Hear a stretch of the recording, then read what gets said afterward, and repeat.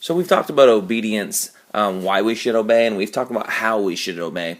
And now that we understand obedience, now what we want to talk about is moving from obedience, just blind obedience, to influence.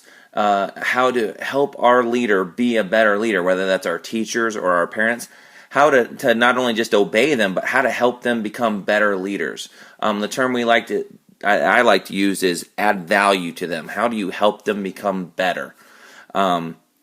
And this is actually a lot more exciting than just simply obeying. It's taking ownership in the class and taking a leadership role in the class, regardless of your position. So we're going to talk about moving from obedience to influence, how to add value to your teacher. I want to read Hebrews chapter 13, verse 17. It says, "Obey your spiritual leaders and do what they say. Their work is to watch over your souls, and they are accountable to God. Give them reason to do this with joy and not with sorrow. That would certainly not be for your benefit." So, as you can see in this verse, give them reason to do this with joy. When you add value to them and you help them become better leaders, then that's going to increase the joy that they have in being a leader. So we're going to go ahead and give you some tips on how to add value to your parents or your teachers, how to move from obedience to influence. The first step is to lead yourself exceptionally well. And what that means is that you are responsible for you, that you are a responsible person. The things that you are supposed to be doing, you need to be doing those things. So that means that you don't ask your leader to help you constantly with things that you should be doing yourself. So if you know how to do it yourself and you can do it yourself, you probably should be doing it yourself. So lead yourself exceptionally well. Manage your emotions. Manage your time. Be responsible. As you do that, you help your leader become a better leader. Next is lighten your leader's load. As teachers and parents, they have a lot of responsibilities on their plate and a lot of tasks, and it can be really hard to do sometimes. When you help lighten those things and you help them with certain things, that actually makes them better leaders. So for instance, if you see a mess in your classroom that needs cleaned up, rather than asking the teacher and telling them that it needs cleaned up, see what you can do to help clean it up. Or if, for instance, you see some of your classmates are having trouble understanding the lesson, if you can take your time and help explain it to them, if you understand it, that will help lighten your teacher's load, so that way they are free to do other things and free to help more people. So lighten your leader's load, and you can help them become a better teacher or a better parent.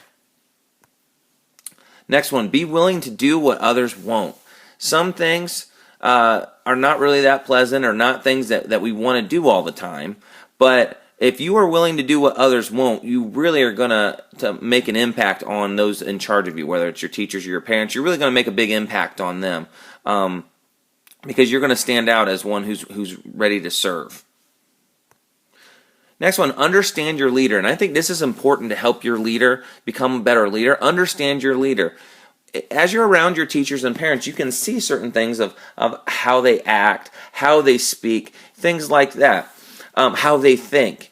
If you can put your thoughts in terms of how they think, it's more likely to go a long way. Another thing to think about is, what are your teacher's goals? What really makes your teacher or your parents, what really makes them excited? What are their goals? If you can help them reach their goals, they're definitely going to want to help you reach your goals then. And they'll do that a lot better and be in a better position to do that. So understand your leader. What are some things that make them happy? What are some things that upset them or irritate them? You kind of want to avoid those things. It makes it harder for them to be your leader if you're constantly doing things that irritate them on purpose.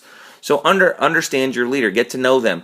Look at the things that make them happy, the things that make them upset, and try to work with them from there.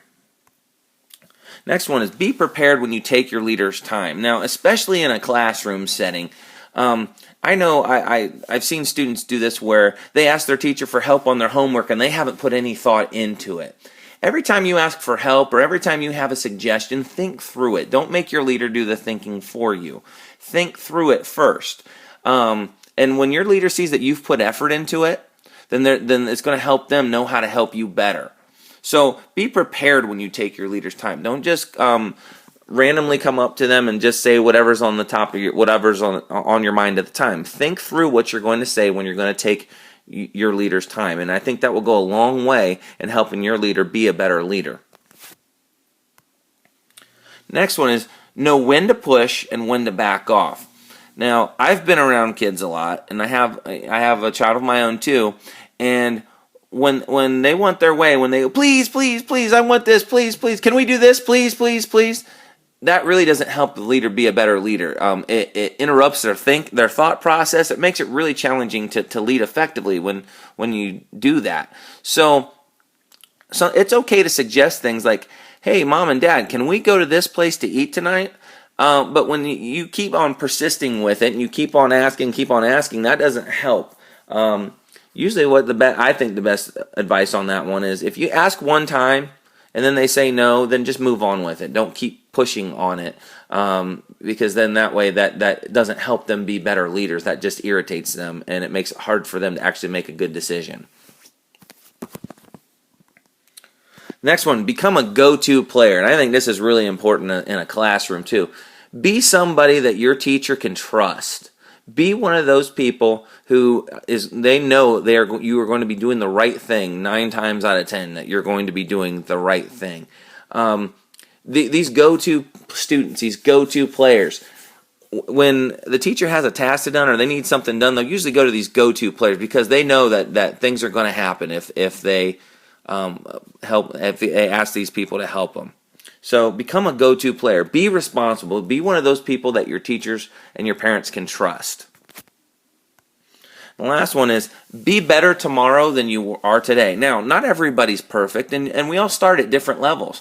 But if we try to improve in just one of these things every day, just improve in something every day, if you keep getting better and better, you're going to be able to help your parents and your teachers more and more. So just look to get better at every day. Look to improve at something every day. Don't be content and stay the same each day. Leaders love people who are going to get better and strive for constant improvement. And if you can do that, then you're going to be able to help your leader out. So these are 8 tips on how you can add value to your parents or your teachers, moving from just simply obeying them to helping them and adding value and helping make them better parents. And if they're better teachers and better parents, then that's going to be better for you, and it's also going to be better for the rest of your class or the rest of your family if we're talking about parents.